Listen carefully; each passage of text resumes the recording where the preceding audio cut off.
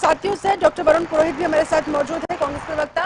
Doctor Varun, कुल मिलाकर इस बैठक से एक जो बहुत अच्छी चीज निकलते हुए फिलहाल तो नजर आ रही है वो ये कि कहीं ना कहीं कांग्रेस को इंपॉर्टेंस भी मिलती हुई और कहीं ना कहीं अगर ये संभव हो पाया कि कांग्रेस के नेतृत्व में तमाम दल आगे बढ़ने के लिए तैयार हो जाते हैं तो इससे अच्छी बात कांग्रेस के लिए भला और क्या हो सकती है। यानी कि जिस खोई हुई जमीन को आप लोग तलाशने की कोशिश कर रहे थे वो अगर आप लोगों को हासिल हो जाएगी तो जाहिर तौर पर कॉन्फिडेंस फिर सातवें आसमान पर होगा।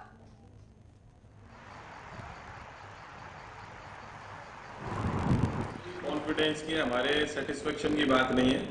कॉन्फिडेंस तो आपने कर्नाटक में, हिमाचल में कांग्रेस जीत ही रही है।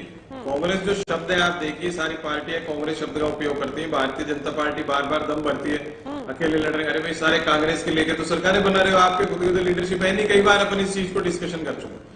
जो पॉलिटिकल साइंटिस्ट आचार्य विष्णुगुप्त चाणक्य थे, राजनीतिक वैज्ञानिक थे, उनकी धरती से, पाटलिपुत्र से देश को आज संदेश जाएगा कि भारत के अंदर जो राजनीतिक लोग हैं, राजनीतिक व्यवस्थाएं हैं, लोकतंत्र को बचाने के लिए एक हो रही है। जनता जो चाहती है वो होने वाला है। जहां तक कि बार बार अभी देखिए, आपने स्मृति ईरानी जी का दिखाया, भी कोई प्रश्न भी पूछा मुझसे, हास्यास्पद शब्द का प्रयोग कर रही थी, कितनी बार हंस रही थी, दिख रही थी कि चेहरे पे आपको हंसी, टेंशन दिख रही थी। दूसरी बात, अभी इमरजेंसी इमरजेंसी खेमचंद जी बोले, दूसरे इनके प्रवक्ता बोलते हैं तो भाई संजय गांधी जो इमरजेंसी के हीरो माने जाते हैं, उनकी आज पुण्यतिथि, उनको मैं नमन करता हूं।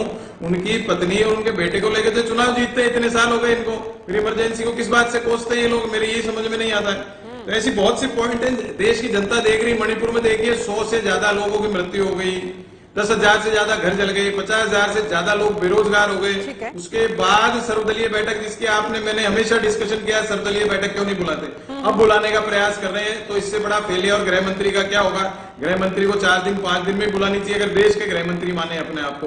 अभी वो गृह मंत्री जी कह रहे थे विपक्षी एकता के ऊपर, तो आपको याद होगा, मेरे ख्याल से मनोज मनु जी तो याद होगा इनको, 77 के बाद जब जनता पार्टी बन गई थी, 1980 तक जो जनता पार्टी को खत्म करने का, खुद की पार्टी बनाने का बीजेपी काम किया, तो ये बीजेपी नहीं किया है। जो आज की वर्तमान बीजेपी जो जनसंघ हुआ करती थी, तो ये तो किसी के साथ रह ही नहीं सकते हैं। इनमें एकता या सामूहिक नेतृत्व जो है, या कलेक्टिव फैमिली सिस्टम तो इनके है ही नहीं, किसी भी प्रकार से नहीं। आप फैमिली वर्ड का उपयोग करके देख लीजिए इनके पास। और जितने दल इनके साथ थे इतने सालों, सब छोड़ छोड़ के क्यों चले गए, तो ये इनकी मानसिकता दर्शाता है। और खुद के पास लीडरशिप में तो कांग्रेस के आदमी ले लेंगे। एक नैरेटिव क्या क्रिएट कर रहे हैं कि साहब मोदी जी के अगेंस्ट कौन, मोदी जी के अगेंस्ट कौन, बारात का दूल्हा कौन, ऐसे मैं देख रहा हूँ चैनल्स पे।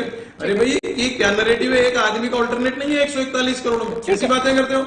हर आदमी प्रधानमंत्री बन सकता है, जिसके अंदर दम होगा, जो बन जाएगा वो। जब आप देखिए नरसिंह राव जी थे, मोरारजी देसाई थे, मनमोहन सिंह की कोशिश किस हद तक रंग लाती है, आने वाला वक्त बताएगा। आप सभी लोगों से जल्दी फाइनल कमेंट चाहूंगी, मेरे पास समय की कमी है। सबसे पहले रजनीश भास्कर गुप्ता जी, क्या कहेंगे जाते जाते, उम्मीदें